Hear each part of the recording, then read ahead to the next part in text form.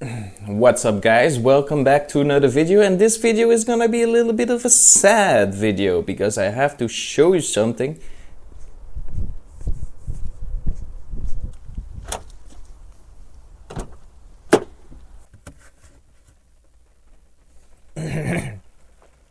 Okay, we are in my car right now. You all know this car.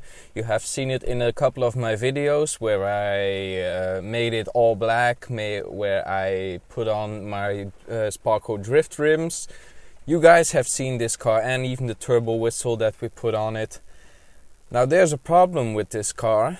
It's broken down. This morning when I went off to work, I was driving about 70 kilometers an hour. And suddenly it broke. You might ask yourself, why is it 10 in a parking lot and why are we not at the street? Well, the problem, let me show you what the problem is with this car.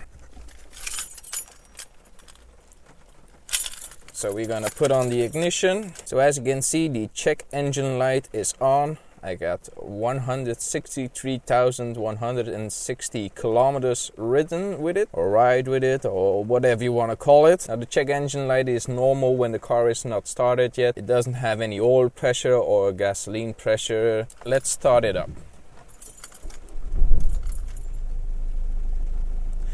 And of course, the light is gone. God damn it, there's always... Every time I want to make a video about this, every time it fixes itself. Let me just tell you the story. So the main story with this car is it is old. It's a 2009 car. The maintenance service isn't that all good. I've been really cheaping out on that. Oil changes, didn't do that. So what happens, a few years ago I was driving around with my car and suddenly it kills itself at the highway. It breaks down. I went to the what you call it in English. We call it pechstrook, but it's the where you can park your car when it's broken down. That's where it is. So I parked my car there. The car is still running. I can start it up just as normal, but the check engine light is on, like it was this morning. But every time I accelerate above 2000 RPM, the car breaks down again. It shuts itself off. So what I do, I call a tow company. They tow my car, put it in the garage where it's gonna be fixed. I'm gonna tell you right away, it wasn't fixed at all. They work on my car for like a couple of days, and it's all good again. I can drive around, everything is good. Like a month later, I was driving my car. I back up out of a parking space, started driving, broke it again. I'm like, what? Again? So what I did, we fixed the problem by disconnecting the battery. So the car still works. It's not that it completely died. It doesn't run anymore. It doesn't drive anymore. It does all that. But if you go above 2000 RPM, it kills itself. It says no more driving for you. You're done with it. So that's what happened also today. Same exact story. But at the point of the second breakdown, I did not know what was the problem. So that's when it's all good for like a year and a half. Everything was fine. I could drive around, all perfect. Again, another Monday morning, I went to work. Well, I was planning on going to work. I was driving on the highway and my car broke down again, but I broke down right in front of the garage where they could fix my car. So I said, well, fuck it, I'm just gonna go to the garage, pay the money and let it be fixed and let it all be okay. So I drive my car where they're gonna fix it. And I tell them the whole story. The car broke down, blah, blah, blah, blah, blah. And they say, well, it's gonna take at least a week until we can get to it. And I'm like, I kind of need my car, so what can you do for me? So they said they're gonna clear the error codes and see what they can do for me, see what the problem is, and then we go from there. So I'm sitting there like 20, 30 minutes. And suddenly the guy comes up to me and says, how is your service maintenance? And I'm like, Well, he went into the shop last maybe 3 months ago, and the guy looks at me and says, "Did you change your diesel filter?"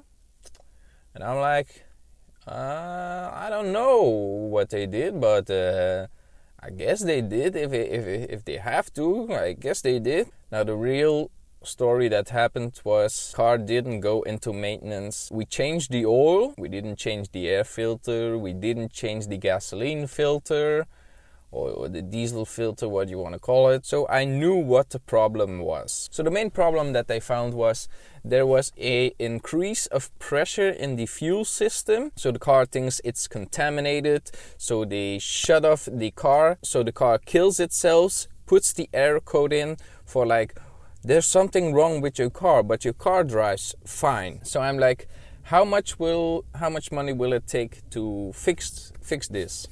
And the guy says like, oh, it's gonna cost 80 euros, but we're gonna have to do it some other time next week because we cannot do it right now. And I'm like, I have to get out of this. I don't want my car in the shop for like a week. I have to do it myself. How hard can it be? So I made an excuse of, well, we're gonna buy another car. We're thinking about it. Maybe I'm gonna talk it over with my wife. Didn't have a girlfriend at that time, but I just wanted the excuse for them not fixing my car. So I went to the big auto parts store. I bought myself a diesel filter, put it in the car, worked perfectly again. Now I have some friends who are really into cars, and I was talking about them with what the problem was, and they said it's gonna be your injectors. Your injectors are filthy because you didn't change your diesel filter enough, so the injectors are filthy, so you're gonna have this problem all the time. Now you can fix it by taking out the injectors, let them be checked out, see what injector is faulty, and then replace that. Now this is gonna cost a little bit more than 80 euros. So again, I cheaped out on that. I didn't fix it. I just went into the store and got some fuel diesel cleaner, injector cleaner, put it in my gas tank and drive around like that. Now I have to do this 2 times a year, maybe 3. Then it's good, but I forgot it again, so my car broke down again. I had to call into work and tell them I could not make it, and that is also a very, very bad thing to do. I don't really like that. I love going to work, but it's getting there that's always the problem. Getting up in the morning and getting there. Why can't we live in a country that it's more sunny? Look at this. Look at the weather where I live. If I have lived in a country where it's always sunny, I could just take my bike and I wouldn't have to deal with all this shit. It's so annoying. It's so yeah, I'm kind of speculating of buying a new car, but I don't know where, I don't know what I should buy. I haven't really thought about what I should buy, or should I just fix the car? Now, my car has, as I showed you, 136,000 kilometers, so the timing belt must be replaced. So that is a lot of expense. The air conditioning doesn't work in my car. It doesn't work for like 5 years. It broke down. I went into the shop. They fixed it for me. It cost me about 500 euros to fix my air conditioning. I kid you not. 2 weeks later, the air conditioning broke down. And I said to myself, no more air conditioning for me. We live in a cold country.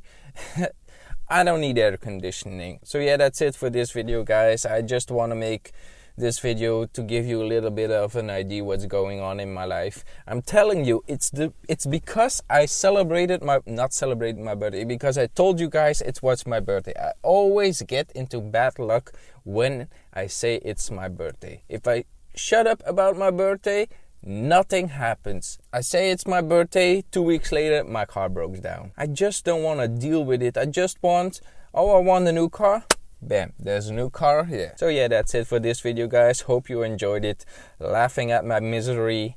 And if you have any suggestions for what car I should buy, or where I should buy the car, be sure to leave them in the comments down below. Also follow me on Facebook, Twitter and on Instagram. Be sure to subscribe to the channel, and see you in the next one.